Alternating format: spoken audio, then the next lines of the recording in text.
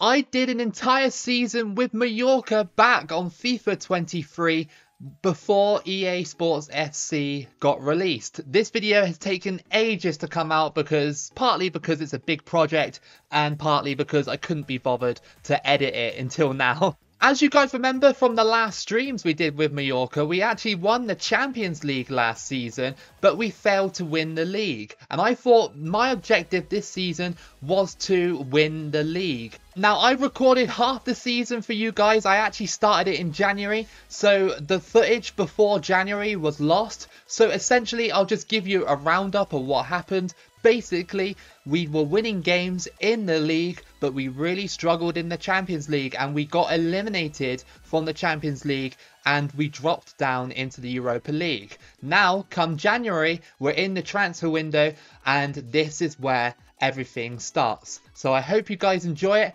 And if you do, then give it a like and subscribe. And obviously, let me know if you want more career modes in the future if you do enjoy this video. This is the first time for me. It's a bit uncharted territory, but I hope it's okay. So like I said, we started off halfway through the season in the January transfer window where we improved our team following last year's season where we failed to win the league but won the Champions League. We had the budget, we had the wages to do it, so we kept our back line of Harry Maguire and Rob Holding and picked up Sessegnon for 15 million. In the midfield we still have Grenier, but we added Harvey Elliott from Liverpool at the start of the season and Emery Chan in free agency. Also we added Gini Wijnaldum and Timo Bakayoko as well to strengthen the midfield, and also we picked up Alex Scott from Bristol City. Of course, the attacking line was still the same. I still had Enner Valencia up top because he is an absolute goal machine for us. But we added some very exciting wingers in Alejandro Garnacho and Elise from Crystal Palace. We had Harvey Elliott for only around about 5 months until the January transfer window where Roma came knocking on the door and activated Harvey Elliott's release clause for a staggering £80 million, and it couldn't have come at a worse time with our next match being at Real Madrid. It took us a while, but we finally took the lead over Real Madrid with Valencia stealing the ball to slot it in. That was the only goal of the game, and we got a massive 3 points away from home, but the celebrations were obviously short-lived as Harvey Elliott departed for Roma for £81.6 million. I was a little bit mad that Harvey Elliott left because obviously the computer just triggered his release clause. So Roma literally just stole him away from us when we only had him for about half a year. I couldn't believe it. Our next match was against Rayo Vallecano, where we won 2-0 thanks to Valencia and Grenier. We also played Valencia away from home and won the game thanks to backup striker Juwawa getting 2 before half time. Valencia pulled one back with McNeil's strike, but then Juwawa struck again in the 89th minute to make it a hat-trick and a 3-1 win for Mallorca. After the Valencia game, Villarreal awaited us and we took the lead early thanks to Mouse's ball to Valencia, who put it in very nicely. Villarreal have a very good squad on my save. They have the likes of Leroy Sané being the best player on this squad, but somehow we prevailed 1-0. After that game, we smashed Osasuna 4-0. We had a match in the Copa de España after that 4-0 win over Osasuna, and we had Real Valladolid. And in this match I played a lot of backup players and that really backfired on me as we got humbled 4-0.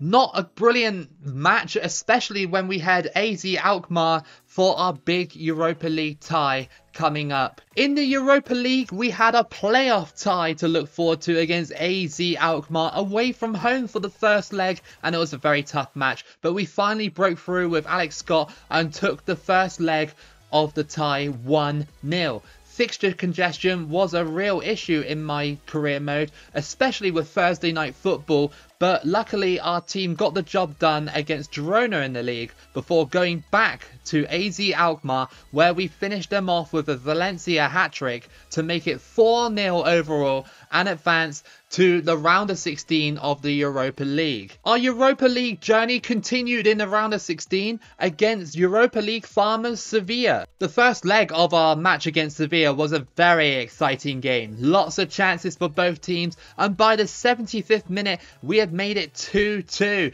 But then in the 88th minute a big chance drops to Valencia to make it 3-2 to steal the first leg at home. What a result that was for Mallorca. However, in the league, we lost to Villarreal 3-1. It's so hard to do Europe and win the league at the same time. These fixture congestions is just insane. So we were dropping points in the league with the other teams not too far behind us.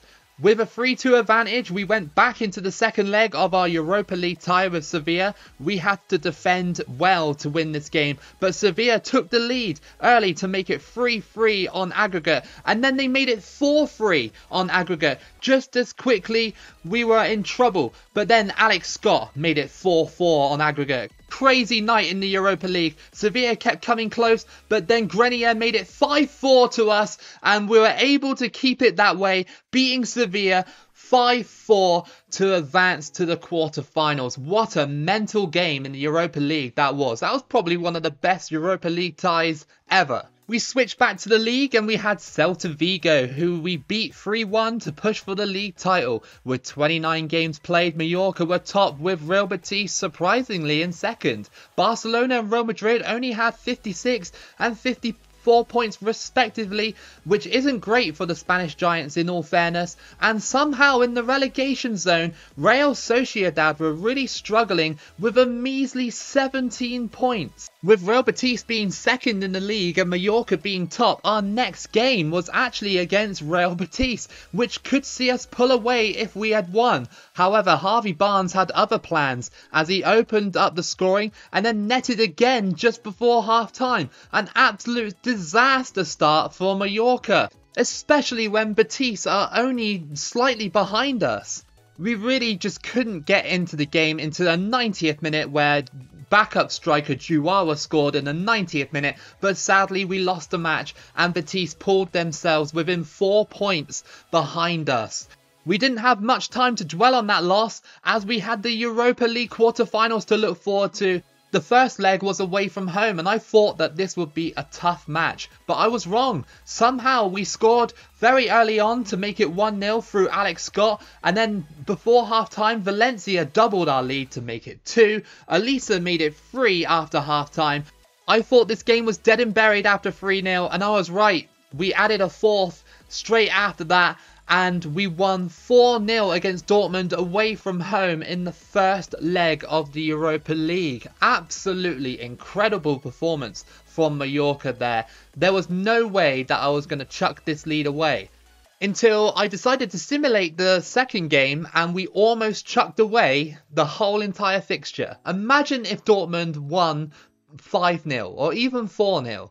Imagine that. I almost threw it away through a stupid simulation. Continuing back in the league, we played Sevilla again, who we beat 3-0 quite convincingly. Look at this goal by Elise. What a great shot that was. After that match against Sevilla, we played Cadiz in the league, and Dele Alli looked like he stole the 2 points from us and we might have dropped points again. However, in the 93rd minute, we won the game in dramatic fashion through Mikhail Malsa's volley. That is how you win big games in the league to win titles. Following on from that big victory against Cadiz, Bilbao came to play, where Valencia showed his goal-scoring prowess in a 2-0 victory for Mallorca. After that victory against Bilbao, Europa League loomed for Mallorca and our opponent was AC Milan. Away from home, we started very strong with Enner Valencia scoring again first on in the game, but then Kudus equalised before half time.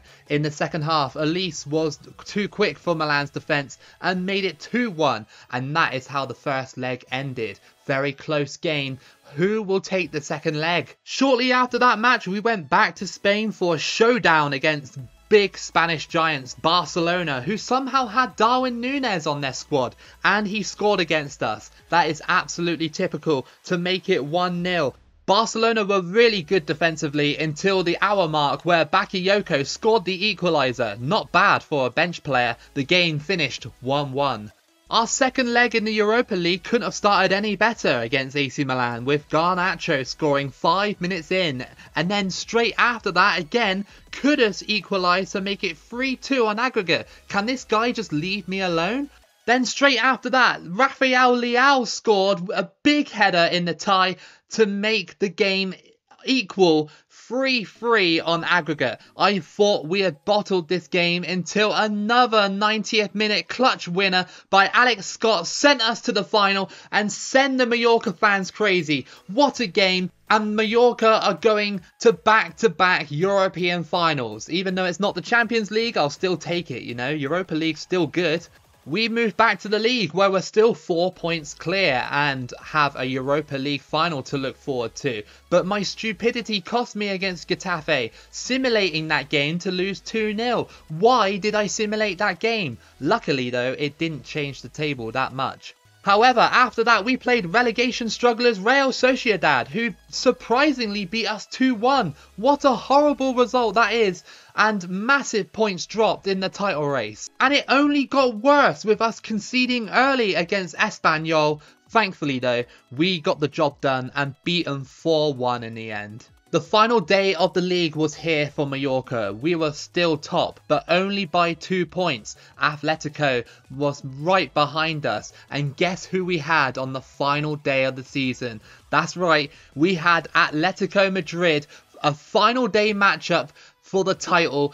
First versus second place. If we lose, Atletico win the title. If we win, Mallorca win the title. We were at home for our final league match against Atletico Madrid. Disaster struck first as Dipe scored to make it 1-0 to Atletico to put them top of the league as it stood. They were all over us until Enner Valencia equalised in the second half, and Alex Scott also put us 2-1 up in the 55th minute. But annoyingly, Atletico came back with a Curtis Jones equaliser. It was a big battle, but in the end, in the 83rd minute, Enner Valencia went through to make it 3-2 to us, and that is how it stayed for Mallorca to win the La Liga title. This squad will go down in history as the best in Mallorca's history. Not only a Champions League last season, but now a La Liga title to add to that trophy cabinet. Amazing finish to an amazing season. However, our season wasn't done yet.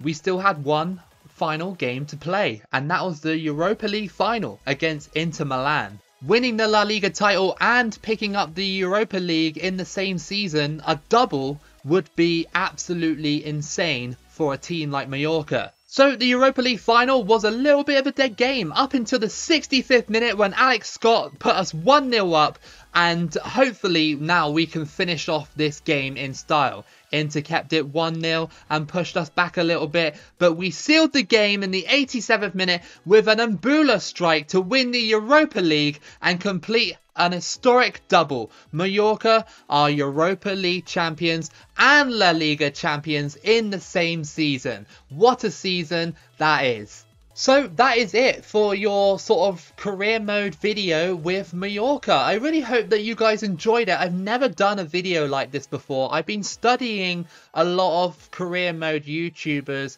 and seeing how they kind of do things and that. So, I mean, if you want to put some suggestions in the comments or something like that to improve my content or whatever. I mean, usually I'm more of a World Cup YouTuber and a live YouTuber, if you know what I mean, but this is something that I've always wanted to do and venture into, and I really hope that you guys enjoyed it. And if you want me to do more career modes alongside the World Cup content, then I'll be more than happy to do that. Anyway guys, if you did enjoy this one, then give it a like and subscribe. Keep it local as always, and I'll see you again for the next video.